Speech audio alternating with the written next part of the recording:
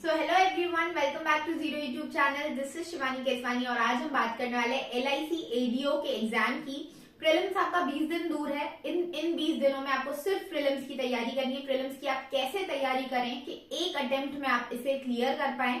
Mains को अभी थोड़ा सा साइड में रख दीजिए क्योंकि इस एग्जाम में आपको पता है इजी लेवल का एग्जाम आता है। अभी मैं LIC AAO का एग्जाम देके आई हूँ। मुझे इसका पैटर्न जितना कैच हुआ है उतना मैं आपको समझाने वाली हूँ कि किस तरीके से आप इसके एग्जाम को एक बार में क्लियर कर सकते हैं।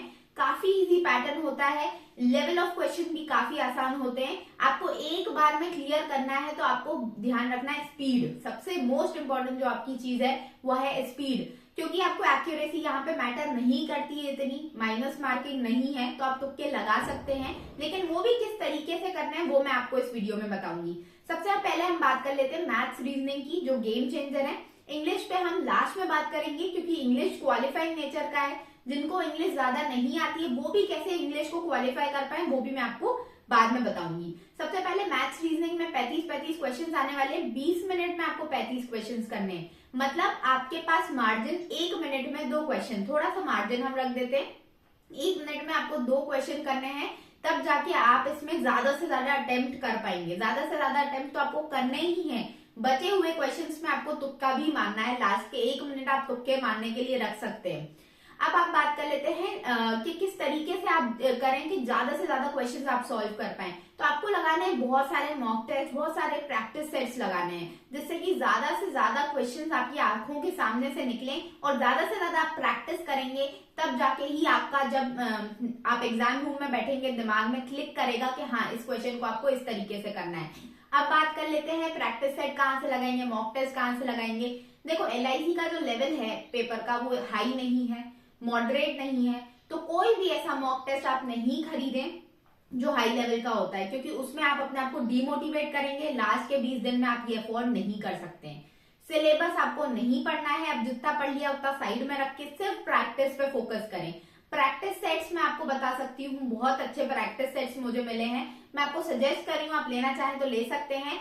किरण पब्लिकेशंस की एक बुक है, इस बुक में आपको 20 प्रैक्टिस सेट्स मिलेंगे, जिसमें आपको इंग्लिश, रीजनिंग, मैथ्स तीनों मिल जाएंगे। आपको 20 दिन में 20 प्रैक्टिस सेट्स लगाने हैं, बाकी मॉक टेस्ट लगाने हैं और सेक्शनल्स लगाने हैं। इससे आपको क्या होगा कि ज्यादा से ज्यादा क्वेश्चंस आपकी दिमाग से, आपकी नजरों से निकलेंगे। इसमें आप देख सकते हैं बहुत सारे क्वेश्चंस हैं, क्वेश्चंस के पीछे सॉल्यूशंस भी दिए हुए हैं। बहुत ही अच्छी बुक है, काफी अच्छे क्वेश्चंस भी इसमें आपको मिल जाएंगे। अब आपको क्या करना है, सेक्शनल आपको लगाने हैं। जो सेक्शन आपको लगता है कि मेरा वीक है उसके ज्यादा सेक्शनल मॉक टेस्ट लगाइए और फुल लेंथ भी आपको देने हैं। फुल लेंथ में भी आप कोशिश कीजिए कि इंग्लिश को आप साइड में रख दीजिए, मैथ्स रीजनिंग पे फोकस करें। अब रीजनिंग का अगर मैं आपको एक चीज बताऊं, जब भी आप मॉक टेस्ट या प्रैक्टिस सेट लगाएं तो एक चीज दिमाग में फिट करके बैठें कि अभी मैं रियल एग्जाम दे रहा हूं।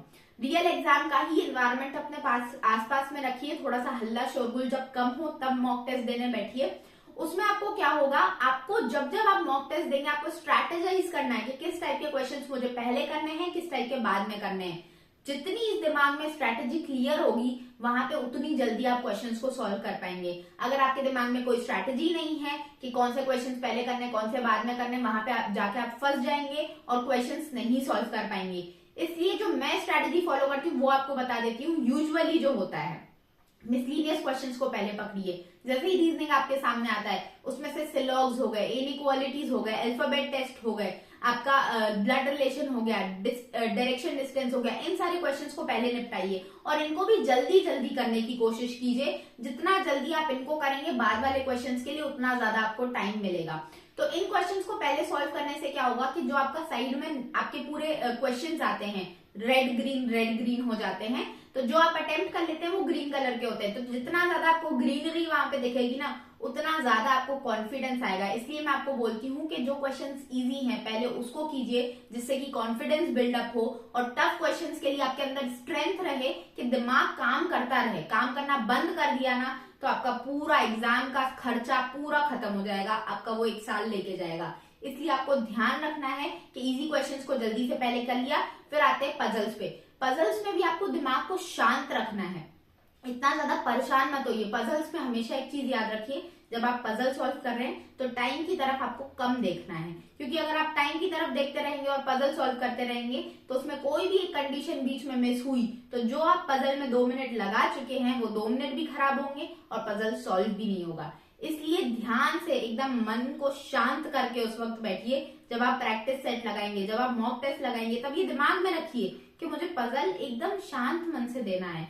कोई मतलब आप एक रहता है ना कि मैंने बहुत सारे बच्चों से बात की, उनका यही कहना था मैम आता हुआ पजल हम सॉल्व नहीं कर पा रहे थे। क्यों? क्योंकि वो एंजाइटी होती है, वो ऊपर टाइम चलता रहता है। तो उस एंजाइटी से आप डरिए मत, उस टाइम टेकर से आप डरिए मत। आपको दिमाग में ये रखना है कि मुझे इस पजल को सॉल्व करना है, इतने टाइम में करना है। लेकिन टाइम ऊपर देखते रहेंगे ना तो और ज्यादा लेट होगा। इसलिए आपको अपने दिमाग को शांत रख के सारी कंडीशंस लिखनी है और उस हिसाब से आपको पूरे पजल को बनाना है। अब आते हैं मैथ्स पे। तो मैथ्स में आपका डीआई बहुत इजी लेवल के आते हैं, अप्रोक्सीमेशन, सिंप्लीफिकेशन, जो स्पीड मैथ्स का पार्ट है, जो आपका क्वाड्रेटिक हो गया, आपका मिसिंग नंबर सीरीज या रॉन्ग नंबर सीरीज हो गए, इस टाइप के जितने क्वेश्चन आए पहले इनको सॉल्व कीजिए। अगर आपका अर्थमेटिक वीक है तो रखिए उसको साइड में। पीछे जितना ज्यादा आप पहले स्पीड मैथ सॉल्व कर लेंगे, अगेन वही आपका कॉन्फिडेंस बूस्ट होगा और लास्ट में आप अर्थमेटिक भी सॉल्व करके ले जाएंगे। फिर आपको क्या करना है, जब आपके जो स्पीड मैथ्स होता है उसमें कैलकुलेशन बहुत हैवी चाहिए। कैलकुलेशन हैवी आपकी तभी स्पीड बनेगी जब आप प्रैक्टिस ज्यादा से ज्यादा करेंगे। तो प्रैक्टिस कीजिए बहुत ज्यादा, और इसमें भी आपको देखना है, दिमाग एकदम शांत रखेंगे ना तो सारी चीजें आपको कैच होती जाएंगी। जैसे ही आपका दिमाग का बैलेंस इधर उधर हुआ तो आप मानिए मेरी बात, आते हुए क्वेश्चंस भी आपको नहीं बनेंगे। ये मैंने खुद फील किया है बहुत सारे एग्जाम्स देके, और अब मैं आपको बता रही हूँ। अब आ जाते हैं इंग्लिश पे।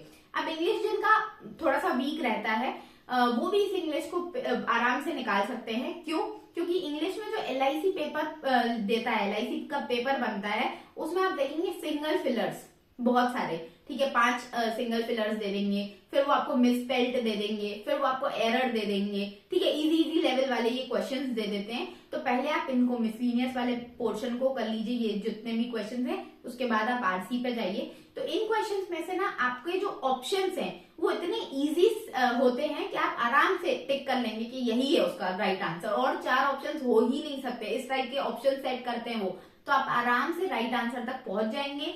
बेसिक इंग्लिश भी आती है तो भी आप इंग्लिश को क्वालिफाई कर लेंगे, टेंशन मत लीजिए। और बाकी आपका जो आरसी आता है, जब आप आरसी को पढ़ेंगे, पैराजम्बल पे लास्ट में जाइए। आरसी को जब आप पढ़ेंगे तो पहले आप क्वेश्चंस पढ़िए। क्वेश्चंस पढ़ लेंगे तो जैसे जैसे वो कीवर्ड्स आरसी में आते जाएं वैसे वैसे आप उस क्वेश्चन का आंसर टिक करते जाएंगे। क्योंकि मैंने एलआईसी का जब पेपर दिया तो मैंने ये देखा कि रीडिंग कॉम्प्रिहेंशन एकदम इजी, एग्जैक्ट वर्ड्स, एग्जैक्ट पूरी चीजें सेम, थोड़ा सा भी उन्होंने ट्विस्ट एंड टर्न नहीं किया। इसलिए अच्छे से पहले क्वेश्चंस पढ़िए, फिर जाके रीडिंग कॉम्प्रिहेंशन को पढ़िए और फिर उसमें से आंसर टिक करते जाइए जैसे जैसे वो कीवर्ड आपको मिलता जाए। इस तरीके से अगर आप पेपर सॉल्व करते हैं ना तो आप मान के रखिए एलआईसी एडीओ के आप कोई भी एग्जाम निकाल सकते हैं। बिल्कुल दिमाग को शांत रखना है पहली चीज, और जितने भी मॉक टेस्ट और प्रैक्टिस सेट आप लगाएंगे उसमें दिमाग में एक ही चीज रखनी है कि मैं रियल एग्जाम दे रहा हूँ और ऐसे ही इसी स्ट्रैटेजी के साथ रियल एग्जाम दूंगा। क्योंकि रियल एग्जाम में और इसमें मॉक टेस्ट में यही होता है कि आप जितनी बेहतर स्ट्रैटेजी बनाएंगे ना कि कौन से क्वेश्चन पहले करने कौन से बाद में करने हैं, उतना ज्यादा आप एग्जाम में अटेम्प्ट कर पाएंगे। बाकी लोग इसी में परेशान हो जाते हैं कि पहले क्या करें, पहले ये आ गया तो वही कर लिया। नहीं, आपको दिमाग में सेट रखना है कि पहले मुझे ये वाले टाइप के क्वेश्चंस करने हैं। उस तरीके से अगर आप करेंगे तो आराम से इस एग्जाम को क्लियर कर पाएंगे। इसके बाद जैसे ये एलआईसी एडीओ का प्रीलिम्स हो जाएगा, मैं मेंस की एक डीप स्ट्रैटेजी ले आऊंगी किस तरीके से मेंस को फोड़ना है। बाकी आप पढ़ाई करते रहिए, कोई भी दिक्कत आए तो पूछिए कमेंट सेक्शन में, मैं आपको आंसर करूंगी, देखूंगी कि क्या क्या आपकी क्वेरीज हैं, किस तरीके से आपको सॉल्व कर सकती हूँ मैं, वो भी बताऊंगी आपको। तो बाकी मिलेंगे अगले वीडियो में। वीडियो अच्छा लगे तो लाइक कीजिए, सब्सक्राइब कीजिए चैनल को, बहुत इंपॉर्टेंट वीडियोस आपके लिए लेके आने वाली हूँ। मिलते हैं अगले वीडियो में, तब तक के लिए टेक केयर, बाय बाय।